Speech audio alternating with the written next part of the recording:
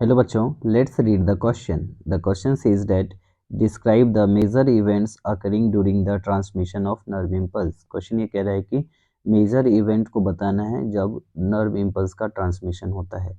तो सबसे पहले इस क्वेश्चन को समझने के लिए की कॉन्सेप्ट डिस्कस करते हैं, और जो हमारा की कॉन्सेप्ट है वो है इम्पल्स ट्रांसमिशन। Impulse transmission. तो इम्पल्स का ट्रांसमिशन किस तरह से होता है उसके बारे में बात करते हैं। तो जो इम्पल्स ट्रांसमिशन होता है इसके अंदर नॉर्मली 3 स्टेप्स में पूरा होता है। 3 स्टेप्स। तो सबसे पहला जो स्टेप है, ये जो इवेंट्स है उसको बोलते हैं पोलराइजेशन। पोलराइजेशन यानी जो हमारा इम्पल्स है नॉर्मल स्टेज में पोलराइज रहता है, और पोलराइज का मतलब होता है जो मेम्ब्रेन है, membrane membrane is polarized. Membrane is polarized इसका मतलब हुआ पोलराइज में नेगेटिव। मेम्ब्रेन जो है negative from inside, negative from inside inside and positive from outside, and positive from outside, positive from outside. अंदर की तरफ कैसा होगा? नेगेटिव, और बाहर की तरफ कैसा होगा? पॉजिटिव। तो इस तरह से क्या होगा? मेम्ब्रेन मेम्ब्रेन क्या होगा? अंदर की तरफ नेगेटिव आयंस प्रेजेंट, नेगेटिव होगा, और बाहर की तरफ कैसा होगा? पॉजिटिव होगा। ये जो इसके लिए मेम्ब्रेन के पोलराइजेशंस के लिए जो सबसे ज़्यादा रिस्पॉन्सिबल है वो है sodium potassium pump. Sodium potassium pump polarize state को मेंटेन करता है। इट कैन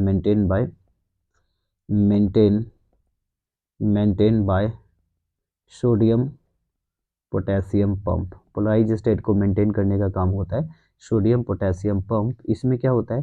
3 सोडियम आउटफोर्ड 3 पोटेशियम इन। इसमें हमेशा 3 सोडियम क्या होता है? बाहर जाता है। 3 सोडियम मॉलिक्यूल्स क्या हो जाता है? बाहर। 3 सोडियम मॉलिक्यूल्स क्या हो जाता है?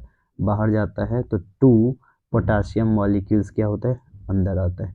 2 पोटेशियम मॉलिक्यूल्स अंदर आते हैं। किसके अंदर? सोडियम पोटेशियम में। तो इसलिए बोल सकता हूँ 3 sodium ion out for every 2 potassium ion in, 2 potassium ion in। और इसके पास जो अंदर में नेगेटिव होने का मेन रीज़न ये भी था कि इसके पास नॉन डिफ्यूजिबल कैसा था? प्रोटीन्स प्रेजेंट है इसके अंदर। और अभी का जो पोटेंशियल होता है, ऐसा पोटेंशियल, ऐसा मतलब पोटेंशियल जब कोई मेम्ब्रेन के अंदर कोई इम्पल्स नहीं हो, this is called resting membrane potential. Resting membrane potential लगभग 70 मिली वोल्ट होता है। 70 मिली वोल्ट। जैसे ही इम्पल्स जनरेट हुआ, एज ए इम्पल्स जनरेट हुआ, अब स्टिमुलस इंड्यूस हो जाएगा, जिसकी वजह से क्या होगा? सोडियम वोल्टेज गेटेड चैनल खुल जाएगा। तो दूसरा स्टेप शुरू होता है जिसको हम लोग बोल देते हैं डीपोलराइजेशन। Depolarization depolarization. तो डीपोलराइजेशन में क्या होता है? एज द स्टिमुलस इंड्यूस, जैसे स्टिमुलस इंड्यूस है, stimulus stimulus induce stimulus induces the opening of sodium VGC। अब सोडियम VGC जैसे ओपन हो गया, अब ये मेम्ब्रेन के अंदर सोडियम आना स्टार्ट कर दिया। यानी इस तरह से देखेंगे कि सोडियम आयन किस तरह से आने लगा? मेम्ब्रेन के अंदर सोडियम आयन बढ़ना शुरू हो गया।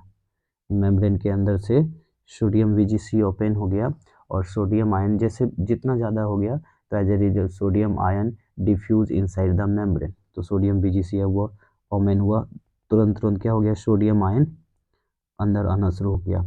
तो जो मेम्ब्रेन पोटेंशियल पहले -70 मिली वोल्ट पे था, वो धीरे धीरे कितना पे आ गया? -70 मिली वोल्ट से पहले एक थ्रेशोल्ड पोटेंशियल लिया। यानी इसके पास कैसा हो गया? थ्रेशोल्ड थ्रेशोल्ड क्या लिया? स्टिमुलस ले लिया। थ्रेशोल्ड स्टिमुलस लिया।